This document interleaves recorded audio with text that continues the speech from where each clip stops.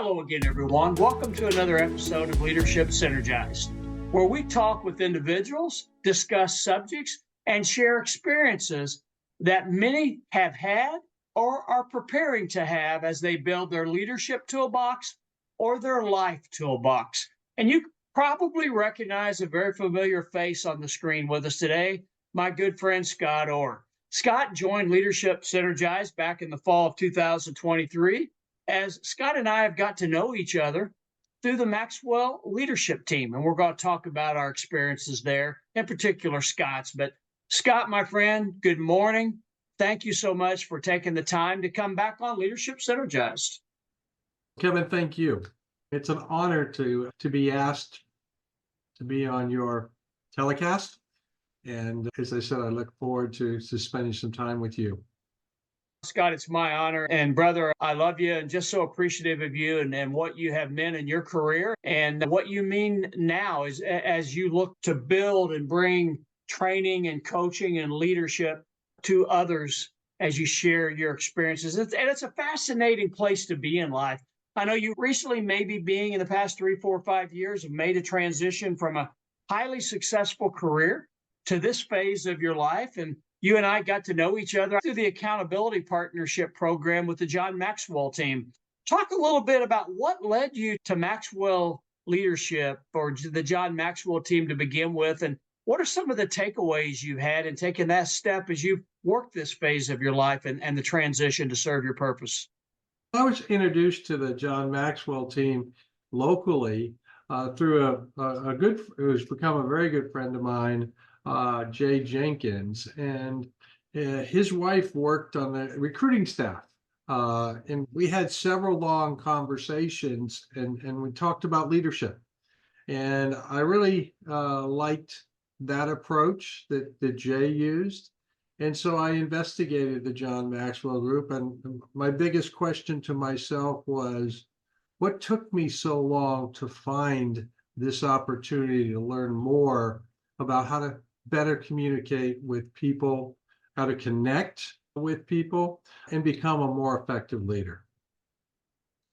Thank you for sharing. And I think with the comment you just made, my next question was simply going to be, have you had any regrets about joining the Maxwell team? No, I would say the only regrets is that I haven't used enough of the knowledge that I've been given, and which I need to really delve into more. But most of all, I haven't helped enough people with what I've been given to be able to help.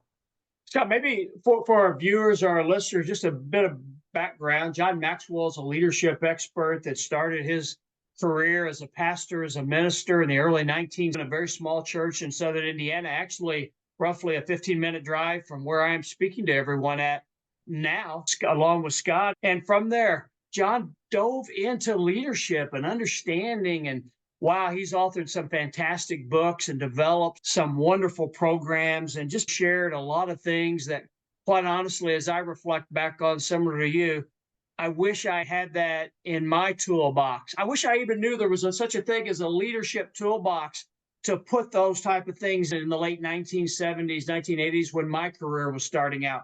But what a huge difference he has made. And with people like Chris Robinson and Mark Coe and Valerie Burton and Ray Popham and Kelly Merbler and Michael Pope and so many others, there's such an opportunity to not just have access to that programming or to the philosophies of John Maxwell and the Maxwell Leadership team.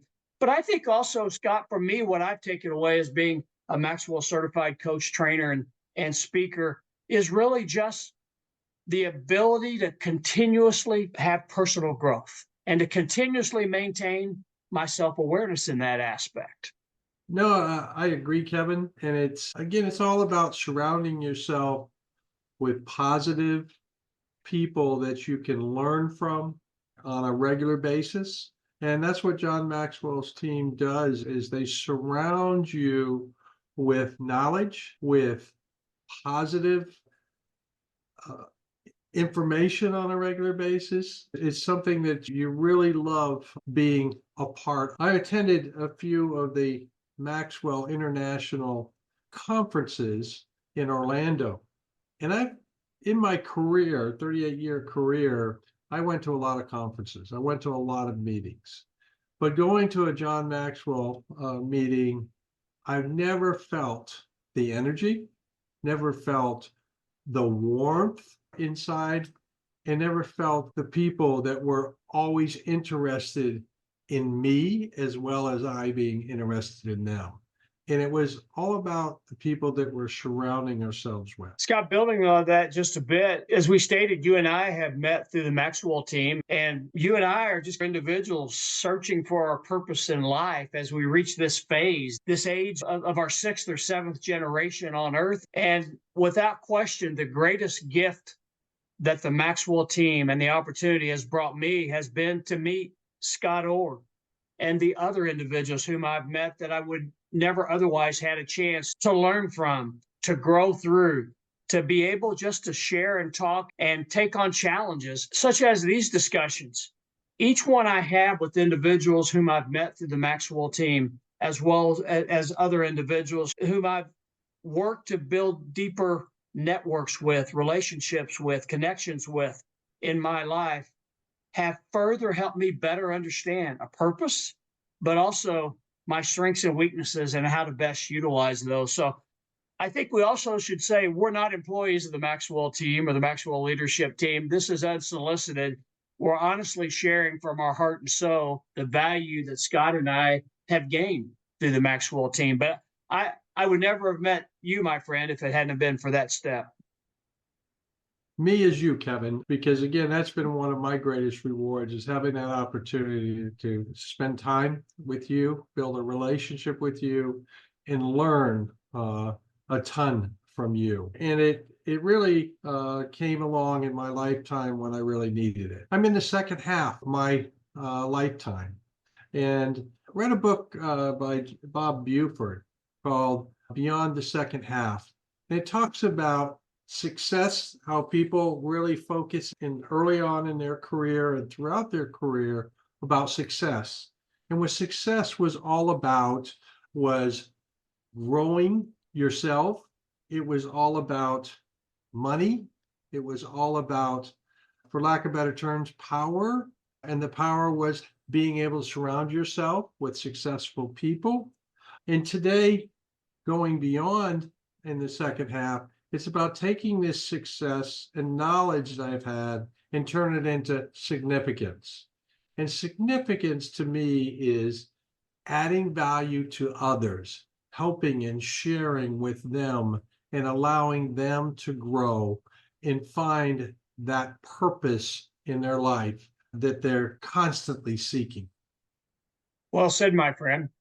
Scott, you hit upon something that I think many of us at times in our lives may feel that success and significance is all about the job title or the job responsibility in our lives. Yet, to your point, and I love the reference to Bob Buford, one of my favorite authors. And to your point, those two books, the first one, Halftime, and then Beyond Halftime. Wow, what a great perspective I gained from reading both of those books as you've referenced in those pieces. And life goes well beyond those aspects. And sometimes we get so caught up in this, whether it's ego or this rush in the world or this management responsibility of multitasking, that we really don't take the opportunity to breathe, to reflect, and to meditate on our true purpose and our true value. We almost become molded into this race of life that, as John Mark Comer referenced in one of my favorite books, is nothing but a hurry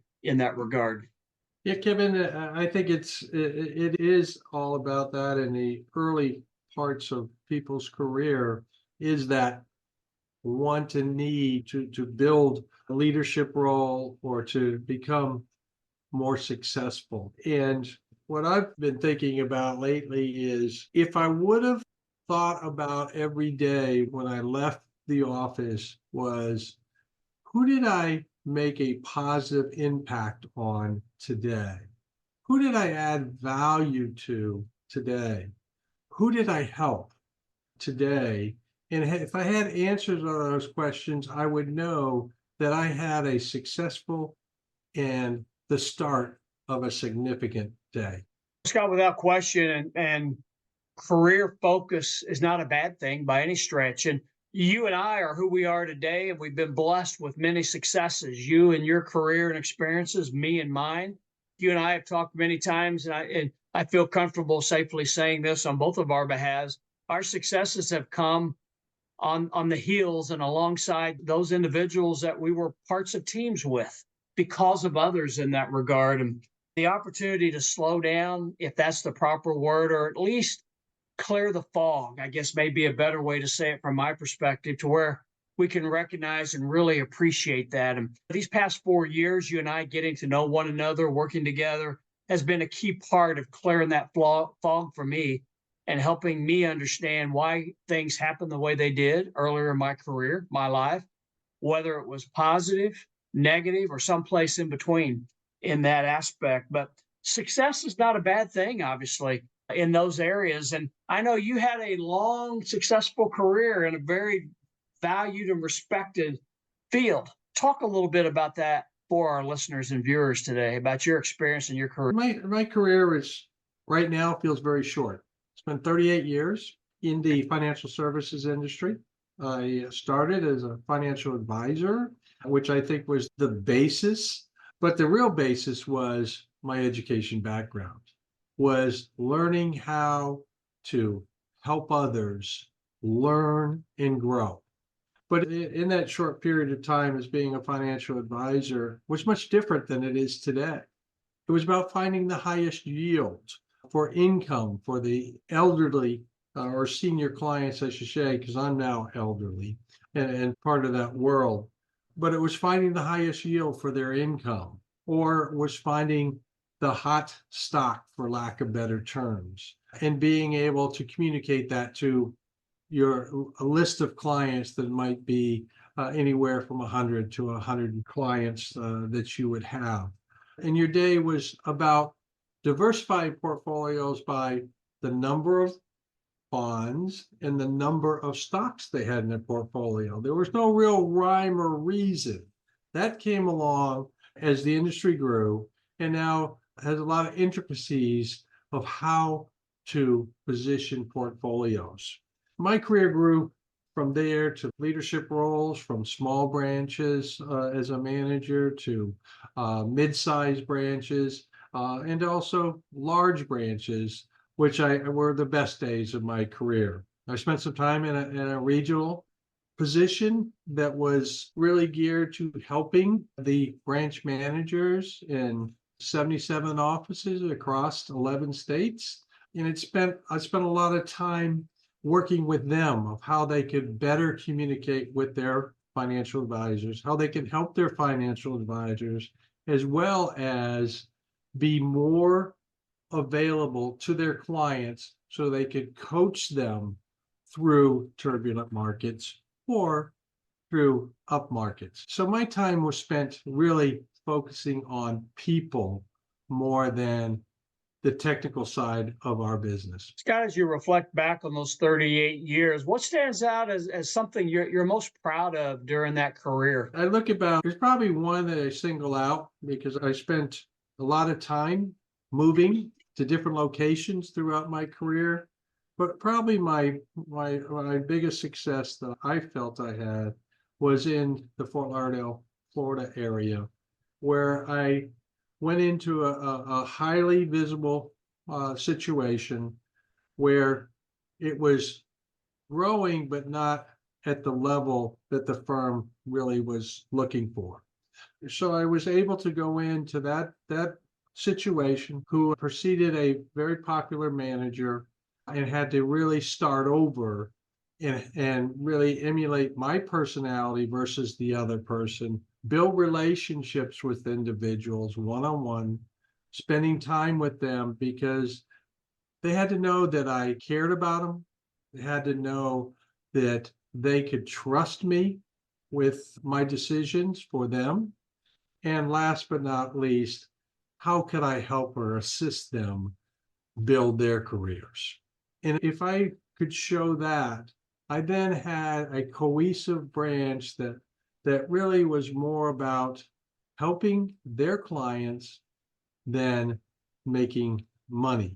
And that branch grew from 42 advisors to 75. It grew also 4 other branches in the area. And it was one that was a fun place to go to work every day. I spent most of my time walking through the office and spending time with the financial advisors. And that was a growth, and it was known to be a very highly growth area.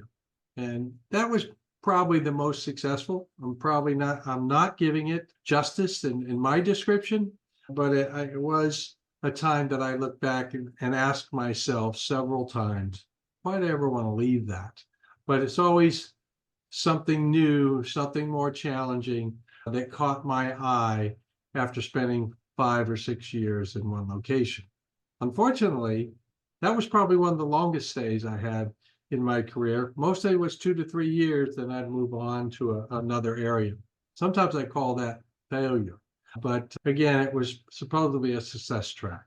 You use the word fun and fun environment in that setting. And I know many times through the 1980s and 1990s, in my experience, that word fun or fun working environment, you didn't hear much about that, right? It was still somewhat the corner office decision-making approach. And in the 1990s, in particular, as the global offshore movement of manufacturing and customer service processing was, I wouldn't say at its peak or at its highest, but it certainly was having an impact, at least in the region where I was working at here in the Midwest. Fun environment didn't really come into play a whole lot in that thought process.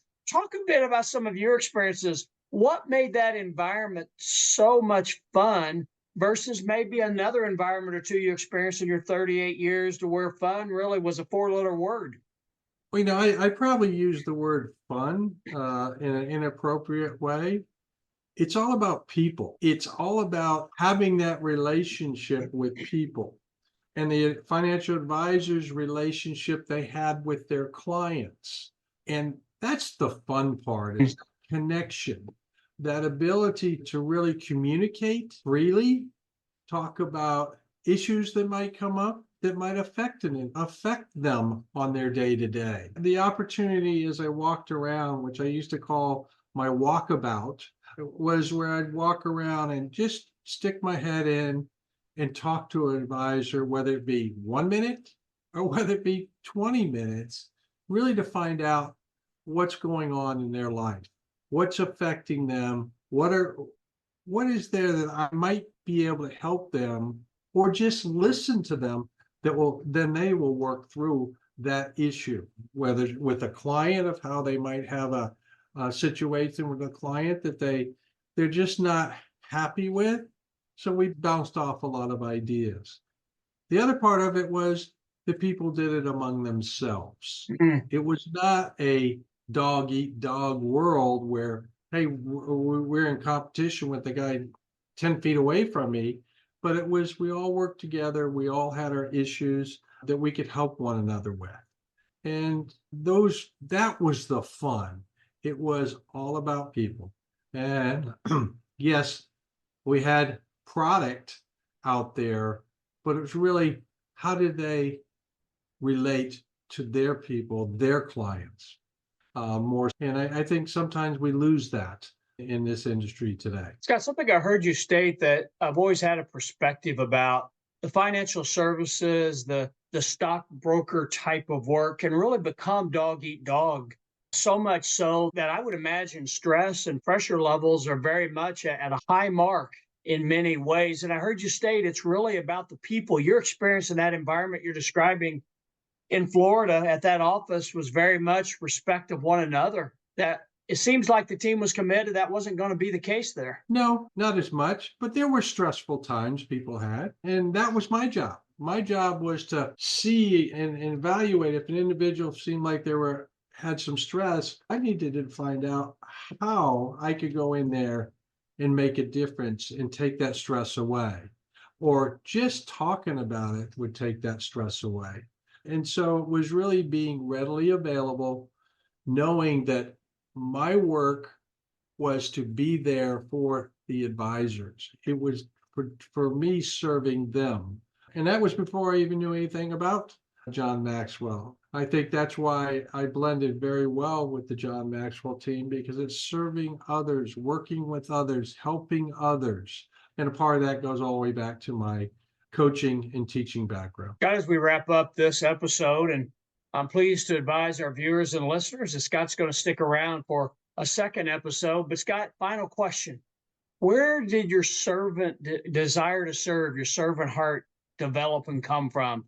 Can you reflect back and see it as a young child, or something as you grew and matured through your high school, college, and then into your early career days? I think when it really is the serving impact was made is when I was coaching swimming. I was coaching swimming for both a high school, but also which we called back then was USS swimming. Before, in my day, it was EU swimming, where I worked with from ages of 5, 6, all the way up to 20, and working with them in helping them develop their skill in a sport is so boring. And my whole focus when I coached was making it fun, putting some games in between a long, tedious workout, and seeing the growth and seeing the impact that I made on the individuals and the swimmers when they would finish their first 25-yard race, one length, and they come running up to the coach for that approval and for that feedback. And that's when it really stuck to me, this, how can I help others because I have more joy seeing the others succeed, the others be happy with their performance, or also understand what they could have done better. Thank you, my friend. Thank you for sharing that. I love the passion and just hear your heart speaking. And thank you for taking the time to share your experiences and the value that you have absorbed, you have grown in, through, and beyond, and that you're ready to share for others that we're going to talk more about in episode 2. I appreciate this. Thank you, Kevin. And as I said, it's been my pleasure. And thank you for having me delve back into memories that might help me today. Scott and I both thank you for taking the time to check out Leadership Synergized. And we look forward and invite you to join us again next week when Scott Orr continues to talk about his experiences, shares his successes, his learnings. Probably that'll include a few failures here and there that you might be able to develop from and use. Thank you so much from the bottom of my heart. Remember, life and leadership can be led best when we're still. God bless you. I appreciate you.